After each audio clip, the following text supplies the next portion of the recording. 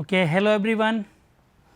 This is the introduction to solid mechanics KC 402 subject, and this is the module 3rd, and now we come at the lecture number 8. Okay. So, in this series of introduction to solid mechanics, we have discussed many things related to the solid mechanics. Okay. So, in this we have study about the stresses, bending stresses, shear stresses, torsion, okay, bending moments, many things. Okay. So, now we come here on the topic, that is the composite shaft and introduction of shear stress. This is the last topic of module 3rd, shear stresses. Okay. So, we have discussed in this and next lecture shear stresses in detail. In this lecture we have introduced about the shear stresses also. Before that we start the composite shaft, because in the last lecture we have discussed about the composite shaft, shaft. Okay. So, let me introduce first of all myself Indresh Kumar Singh, faculty of Civil Engineering Department, BBD NIIT Lucknow. This is the introduction to solid mechanics subject, your equative subject, and code is KCE 402. Okay. Module 3rd and lecture number 8. So, here we start about the composite shaft. As you see in the topic, here written composite shaft in series. It means that there is also a composite shaft in parallel, because we have studied many things. If there is one thing in series, then another thing in the parallel. Okay. Yes, okay, both are here.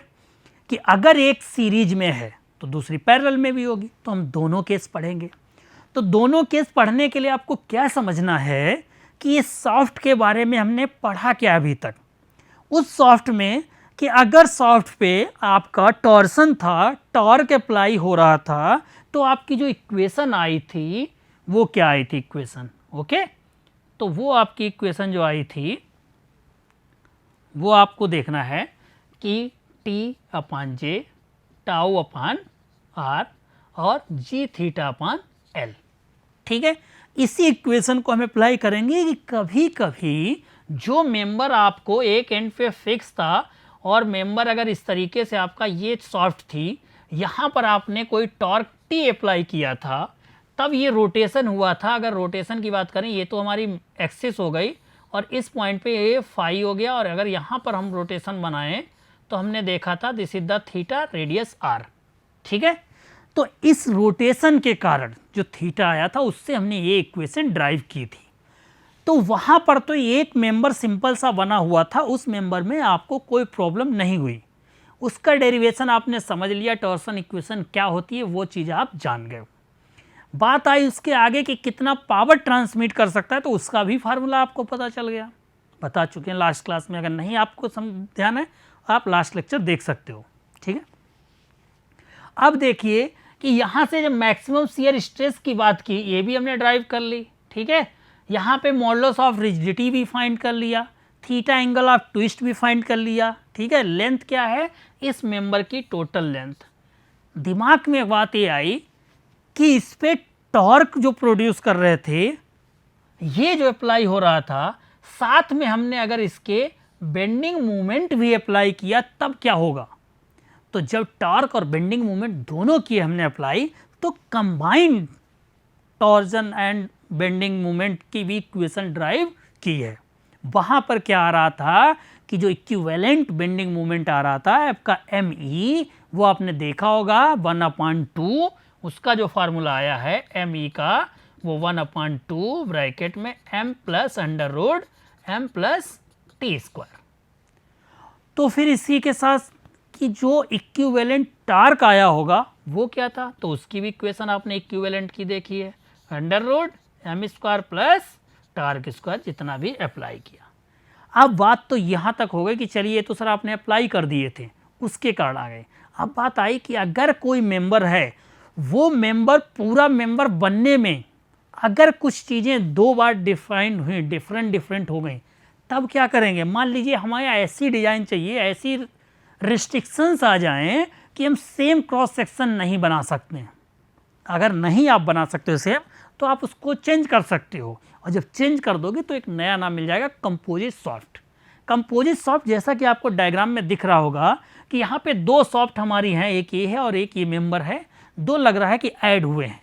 क्या difference दिख रहा है कि इस member का diameter इस member से अलग है, ठीक है। तो दोनों मेंबर का अगर डायमीटर अलग है तो सर क्या हुआ इसका मतलब ये हुआ कि जब 2 अलग अलग चीज़ें कंबाइन की गई तो वो कंपोजिट हुए, और सॉफ्ट है हमारी तो कंपोजिट सॉफ्ट कहलाए। इसका मतलब हुआ कि इफ़ 2 और मोर सॉफ्ट ऑफ डिफरेंट मटेरियल, हो सकता है कि ये दोनों मटेरियल अलग हों। क्यों? क्योंकि हो सकता है स्ट्रेंथ ज़्यादा चाहिए हो, बराबर चाहिए हो, तो इसका डायमीटर ज़्यादा है, यहाँ डायमीटर कम है, तो अब स्ट्रेंथ कैसे प्रोवाइड करेंगे? तो उसके लिए मटेरियल कोई दूसरा यूज कर सकते हैं। तो डिफरेंट मटेरियल और डायमीटर, ठीक है, बेसिक फॉर्म जो होंगे अगर कनेक्ट किए गए टुगेदर तो फिर क्या होगा? In such a way that each carries the same torque. और बात मैं क्यों कर रहा था डिफरेंट मटेरियल की? क्योंकि लोड ज़्यादा अप्लाई हो सकता है, इतना ही जितना इस पे हो वही इस पे हो, ठीक है। अब इसका तो डायमीटर ज़्यादा है, कोई प्रॉब्लम नहीं, ये तो फेल कर जाएगा, तो फेल नहीं करना इसलिए हम मटेरियल और ज़्यादा अप्लाई करेंगे। मटेरियल ज़्यादा नहीं, स्ट्रॉन्ग मटेरियल तो दूसरा कोई कर सकते हैं। तो इसीलिए लिखा है कि सेम अगर टॉर्क अप्लाई हो रहा है दोनों पर और मटेरियल डिफरेंट है और उनके दोनों के डायमीटर डिफरेंट हैं, ऐसी 2 सॉफ्ट अगर हमने कनेक्ट कर दी तो उसको बोलेंगे कंपोजिट सॉफ्ट। और वो जो कनेक्टेड होती हैं जिन पे सेम हमारा टॉर्क कैरी करता है, तो वो सॉफ्ट आपकी कहलाती हैं सीरीज में कनेक्टेड है, ठीक है। वो किस में होंगी? सीरीज में कनेक्टेड होंगे। The composite shaft so produce is therefore termed as series connection. I hope कि आपके सीरीज कनेक्शन वाला टर्म समझ में आ गया होगा। टेक्निकली सॉरी, कुछ इसमें ऐसा नहीं है, कोई अलग चीज़ नहीं है, बस ये समझना है कि जो भी चीज़ें थी बेंडिंग से या टॉर्क के कारण वो सारे डिफाइन कर चुके हैं इन प्रीवियस लेक्चरर्स, ठीक है। अब केवल हमारी जो डिजाइनिंग होती है तो उसके रेस्ट्रिक्शन के कारण कभी कभी क्या होता है कि हमें मेंबर्स की अलग अलग शेप बनानी पड़ती है। तो उनके लिए हमको क्या करना होता है कि सॉफ्ट को अलग अलग साइज के या अलग अलग मटेरियल के क्या करना होता है? कनेक्ट करने होते हैं, ठीक है। अब उनको अगर कनेक्ट करना है और टॉर्क आप सेम प्रोड्यूस कर रहे हो हर पॉइंट्स पे, तब हमको क्या करना होता है? कुछ चीज़ें चेंज करनी पड़ती हैं। जो चेंज करनी पड़ती हैं, या तो डायमीटर बढ़ जाए या फिर मटेरियल हमारा दूसरा आ जाए, कोई स्ट्रॉन्ग वाला। तो बात ये हुई है कि ये तो सीरीज की बात कर रहा हूँ मैं, कि सीरीज में क्या है? मटेरियल अगर डिफरेंट है, डायमीटर डिफरेंट हैं, लेकिन दोनों मेंबर पे टार्क सेम अप्लाई हो रहा है, तब अगर 2 ऐसे मेंबर कनेक्ट होंगे तो उनको हम सीरीज में कहेंगे, ठीक है। ये बात समझ गए आप। Here in this case the equilibrium of the soft, समझिएगा, सॉफ्ट का equilibrium required that the torque capital T with the same through out both the part. जो हमने बात की इस वाले पार्ट और इन दोनों पार्ट पे जो कैपिटल टी टार्क हमारा हो रहा है वो सेम हो रहा है किस पे? दोनों पर, ठीक है। तो through out the both the part, in such case the composite soft strength is treated by considering each component soft separately, applying the torsion theory to each in turn. The composite soft will therefore be as a weak as its weakest component. अगर यहाँ पर जो weakest component होगा, चाहे ये वाला हो चाहे ये वाला, हो सकता है ये भी weakest हो, तो जो weak होगा वहीं से फेल करेगा, जबकि हमारा टॉर्क थ्रू आउट सेम होगा दोनों मेंबर पे। ओके, बात समझ गए हो? तो अगर दोनों पे सेम होगा तो if relative dimension of the variation part are required then solution is usually effected by the equating the torque in each shaft for 2 shaft in series. तो अगर अब बात आई है कि कैसे हम लेंथ बढ़ा दें या उसका एंगल ऑफ ट्विस्टिंग क्या होगा, पोलर मॉडुलस ऑफ इनर्शिया क्या होगी, मॉडुलस ऑफ रिजिडिटी क्या होगी, तो जब सीरीज में होंगे ध्यान रखिएगा, तो तो सीरीज में क्या होगा, दोनों में टॉर्क सेम होंगे। तो अगर दोनों में टॉर्क सेम होंगे तो मैंने आपको शुरुआत में ही बताया है, अभी आपको पता होगा कि टॉर्सन इक्वेशन, इस इक्वेशन से अगर हम देखें तो जो टॉर्क टी इक्वल टू क्या आ जाएगा, जे अगर इस वाले टर्म के साथ मल्टीप्लाई कर दें तो जी थीटा जे अपान एल। तो हमारा ये ध्यान रखना है आपको कि torque equal to G1 J1 theta 1 upon L1। ठीक है, पहले मेंबर के लिए equal to G2 J2 theta 2 upon L2, ये होगा जब सीरीज में होंगे। ध्यान रखिएगा, करंट और वोल्टेज वाला जो पढ़ा होगा आपने 9th-10th क्लास में, तो वहाँ पे देखा होगा कि कैसे सीरीज में करंट कौन सा होता है, पैरेलल में कैसे वोल्टेज हमारा होता है सेम, तो वो चीज़ें आपको ध्यान देनी है। ठीक है, तो यहाँ पर टॉर्क दोनों में सेम कंसिडर करके हम मेंबर डिजाइन कर सकते हैं। और क्या फार्मूला हो जाएगा, G1 J1 theta 1 L1 equal to G2 J2 theta 2 L2। ठीक है, इस बेसिस पे लेंथ और एंगल ऑफ ट्विस्ट को हम फाइंड कर सकते हैं। ये बात हो गई आपकी किसकी, सीरीज की। In some application it is convenient to ensure that the angle of twist in each shaft are equal. ये केवल आपको सिंप्लीफिकेशन के लिए मैं बता रहा हूँ कि जो ये फार्मूला बताए हैं कि सर ये थीटा इसका, तो थीटा का घबराने की जरूरत नहीं है।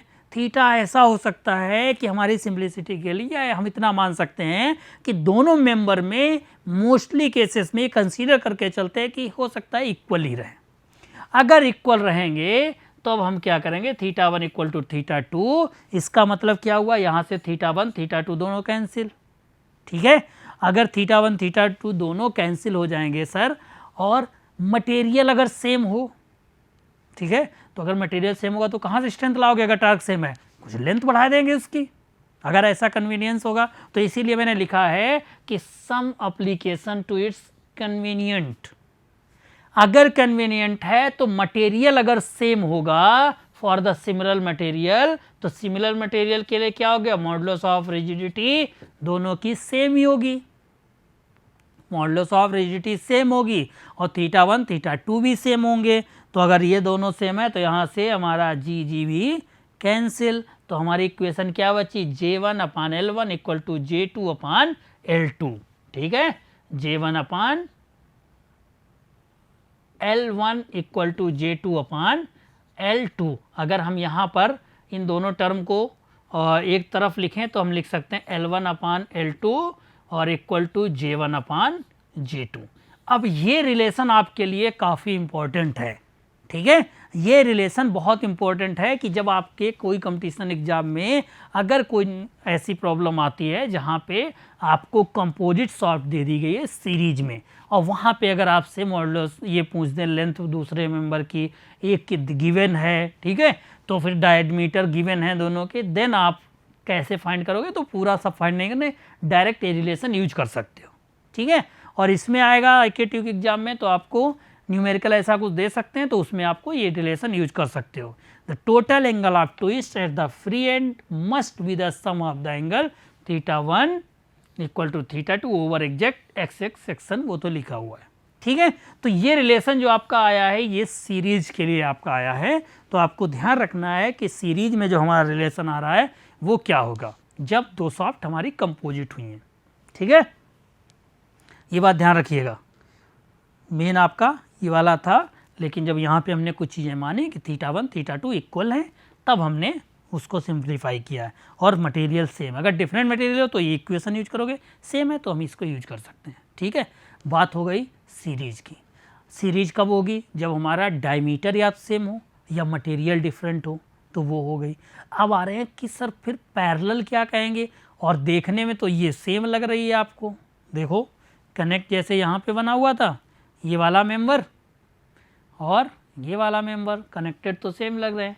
तो if two or more shaft are rigid, rigidity fix कर दिए जाए together such that applied torque is share between them.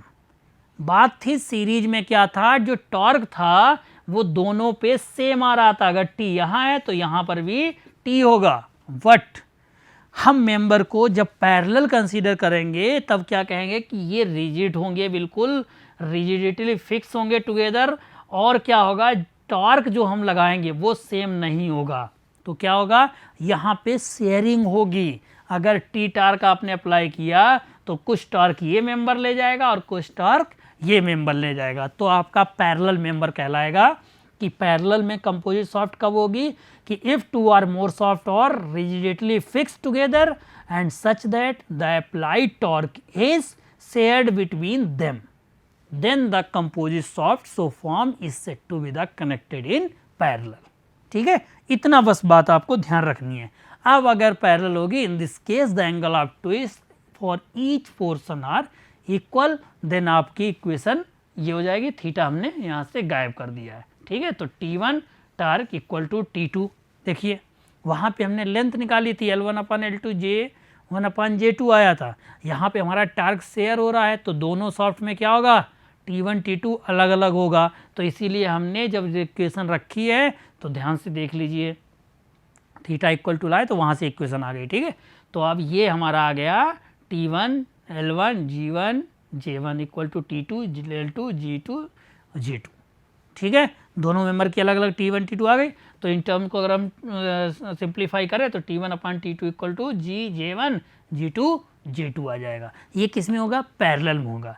This type of the configuration is statically indeterminate because we do not know how the applied torque is, जो applied torque करेंगे वो apportioned होगा to each segment, कैसे distribute होगा। To deal such type of problem, the procedure is exactly the same as we discussed earlier. Thus, two equations are obtained in term of torque in each part of composite shaft, and the maximum shear stress in each part can be found by the relation tau equal to T1/R1 J1 और tau 2 दोनों। मतलब यहाँ पर क्या होगा, हमारा जो ये स्टैटिकली इनडिटर्मिनेट स्ट्रक्चर हो जाएंगे। जब आप आगे और पढ़ेंगे स्ट्रक्चर, डिटर्मिनेट और इनडिटर्मिनेट स्ट्रक्चर, तो वहाँ पे आप एग्जांपल कह सकते हो कंपोजिट सॉफ्ट जो पैरेलली होती हैं, तो उसको हम लोग इनडिटर्मिनेट स्ट्रक्चर बोल सकते हैं। ठीक है, तो वहाँ पर क्या होगा, हम ये नहीं बता सकते हैं कि कितना किस पे कहाँ जा रहा है हमारा डिस्ट्रीब्यूशन। तो फिर वहाँ पे शियर स्ट्रेस दोनों टार्क T1 एक पे कहेंगे, T2 दूसरे पर कहेंगे। वो शियर टार्क जो होगा वो हमारा दोनों पर शेयर हो रहा, डिस्ट्रीब्यूट हो रहा होगा दोनों मेंबर पे, तो शेयरिंग होगा। जबकि सीरीज में क्या था, दोनों मेंबर पे सेम टार्क लग रहा था। ठीक है, यहाँ पर क्या होगा, थीटा हमारा सेम लेकर हमने इक्वेशन ड्राइव की है, तो हमारा जो टाउ है, टाउ 1 टाउ 2 दोनों अलग अलग हम कैलकुलेट करेंगे। ठीक है, आई होप कि जो मेंबर सीरीज और पैरेलल में कनेक्ट है उसकी थ्योरी याद कर लो, तैयार कर लो, वो लिख देना, वो आ सकता है आपका। ठीक है, और आपके यूनिवर्सिटी एग्जाम में combined bending torsion and axial thrust की बात आ जाए कि अब आ गई। देखो अभी तक मैंने बेंडिंग की बात की, टॉर्सन की बात की, एक और मैं बता दे रहा हूँ कि अगर कहीं एक्सियल थ्रस्ट भी आ जाए तब आप क्या करोगे। एक्सियल थ्रस्ट भी अगर आ जाए कि इस एक्सिस पे जब हमारा था ये टॉर्क मैंने बताया था, उसके बाद एक एक्सिस पे हमने कह दिया था, उसके बाद एक्सिस पे मान लीजिए मूवमेंट अप्लाई हो रहा था। दो के लिए तो आप काम कर चुके हो अभी। ठीक है, पीछे क्लासेस में दोनों के लिए हम ड्राइव कर चुके हैं। अब आ रहा है इसका एक्सियल, ये देखो P फोर्स लग रहा है, तो एक्सियल थ्रस्ट भी अगर है, तीन चीज़ें हो गई। अब क्या होगा, तो इसमें कैसे हम कैलकुलेट करेंगे, क्या चीज़ आएगी, तो इसके डेरिवेशन या डिटेल में जाने की जरूरत नहीं है। अभी इतना पढ़ लीजिए कि जब तीनों चीज़ें होंगी समटाइम और सॉफ्ट में भी subjected to a combined bending torsion and axial thrust, this type of situation arise in the turbine propeller shaft. अब बात यहाँ पे सॉफ्ट की चल रही थी, इसलिए बात इसकी कर रहे हैं। ठीक है, एज ए सिविल इंजीनियर अगर बीम तक रहते हो और यहाँ पे बनाते हो तो फिर आप उतना नहीं जाओगे, लेकिन जब अगर हम कहीं टरबाइन में पहुँच गए, वहाँ पे अगर आप काम करेंगे तब फिर आपको वहाँ पे ऐसी भी चीज़ें आएंगी। तो टरबाइन प्रोपेलर सॉफ्ट जो होती हैं वहाँ पे तीनों चीज़ें आ सकती हैं। ठीक है, कौन कौन सी, बेंडिंग, टॉर्सन और एक्सियल थ्रस्ट। तो जो P हमने थ्रस्ट माना है, थ्रस्ट लोड आपका इस पे सॉफ्टवेयर है, यहाँ से एक कोई मेंबर अगर हम कट करें तो अब हमारा क्या होगा, ये बेंडिंग स्ट्रेस जो जनरेट हो रही है, ये शियर स्ट्रेस जनरेट हो रही है आपकी, तो आपको पता है सिग्मा डी, ये plus minus sigma B plus minus sigma D. पहले हमने कौन सी प्रिंसिपल स्ट्रेस मानी थी कि बेंडिंग मूवमेंट के कारण जो बेंडिंग स्ट्रेस जनरेट हो रही थी वो हमने केवल कंसीडर की थी सिग्मा बी, लेकिन अब यहाँ एक्सियल थ्रस्ट हो रहा है तो डायरेक्ट स्ट्रेस भी आएगी हमारी उसके कारण, तो सिग्मा डी भी हम एज्यूम कर ले रहे हैं। ठीक है। तो सिग्मा डी क्या होगी, this is the direct state depending on the whether the steam is tensile और the whether the stress is tensile और compressive. This type of problem may be analyse by discuss in real cases, जब करेंगे तो उसमें हो सकती है, ठीक है। सॉफ्ट कपलिंग क्या होगी, वो प्रॉब्लम हो सकती है, ऐसी चीज़ें भी आ सकती हैं, तो उससे रिलेटेड चीज़ ध्यान रखें।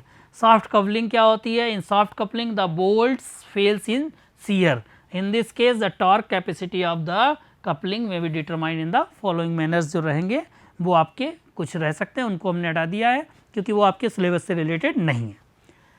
अब आते हैं हम बात पे, तो आपके ये बात समझ में आ गई होगी, उसको छोड़ दिए, यहाँ तक ध्यान रखिए कि जब हमने एक कंबाइन किया है कंपोजिट सॉफ्ट इन सीरीज और कंपोजिट सॉफ्ट इन पैरेलल, केवल इतनी थ्योरी याद रखिए, ये आपका ध्यान रखना है, ठीक है। तो आपको इतना आपके सिलेबस के बेसिस पे है और उतना आपके यूनिवर्सिटी एग्जाम में आएगा। Concept of shear stress in beam, ये आपको समझना है कि concept of shear stress in beam जो आएगा, शियर स्ट्रेस, अब हम जो आपको अभी इस क्लास में इंट्रोडक्शन बताएंगे इसका, और उसके बाद में फिर इसकी इक्वेशन ड्राइव करेंगे शियर स्ट्रेस की। तो मॉड्यूल 3 में आपका जो बेसिकली 3 इक्वेशन ड्राइव होंगी, पहली आपकी ड्राइव हुई थी बेंडिंग इक्वेशन, दूसरी हुई है टॉर्जन इक्वेशन और तीसरी होगी शियर स्ट्रेस इक्वेशन जो कि बीम में, और वो इक्वेशन हमारा बीम में डिस्ट्रीब्यूशन बताएगा। सिलेबस में आपके है टी सेक्शन के लिए, आपके आई सेक्शन के लिए जो भी हैं, तो वो सारे सेक्शन पे हम सर्कुलर के बताएंगे, रेक्टेंगुलर का बताएंगे कि कैसे हमारी शियर स्ट्रेस डिस्ट्रीब्यूट होती है और कैसे वो उसका जो हम डायग्राम ड्रॉ करेंगे डिस्ट्रीब्यूशन का, तो वो किस शेप का आएगा। ओके, तो जो शियर स्ट्रेस का कॉन्सेप्ट है वह in the earlier discuss we have seen that the bending movement represent the resultant of certain linear distribution of normal stress, that is the sigma x, okay, sigma x over the cross section. Similarly, the shear force Fx over cross section must be resultant of the certain distribution of shear stress जो रहेंगी। तो जो shear stress रहेंगी जिनके कारण bending के कारण sigma x हमारा प्रोड्यूस हुआ होगा, फोर्स जो है हुआ, शियर फोर्स हुआ, तो उनके कारण जो भी डिस्ट्रीब्यूशन हुआ वो सारी बातें करेंगे, ठीक है। तो उन सब के बारे में हम लोग डिस्कस करेंगे, उसका इक्वेशन का डेरिवेशन करेंगे, क्या रिलेशन आएगा, वो सारी चीज़ें हम आपको बताएंगे। इक्वेशन ड्राइव करने से पहले, उसको स्टार्ट करने से पहले कुछ एज्यूम्शंस हैं, उनको देख लेते हैं, फिर इन एज्यूम्शंस के बेसिस पे उस इक्वेशन को हम ड्राइव करेंगे।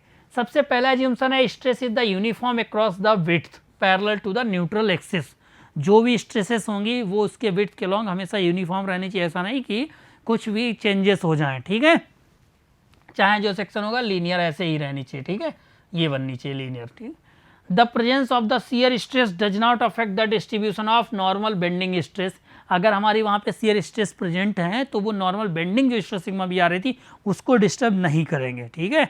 यहाँ पे ये आपके एज्यूम्शंस दो ध्यान रखने हैं आपको कि वो दोनों नहीं होने चाहिए। अब हम शुरू करेंगे कि it may be noted that assumption 2 cantt B rigidly true as the existence of shear stress will causes a distortion of the transverse plane which will no longer remains plane।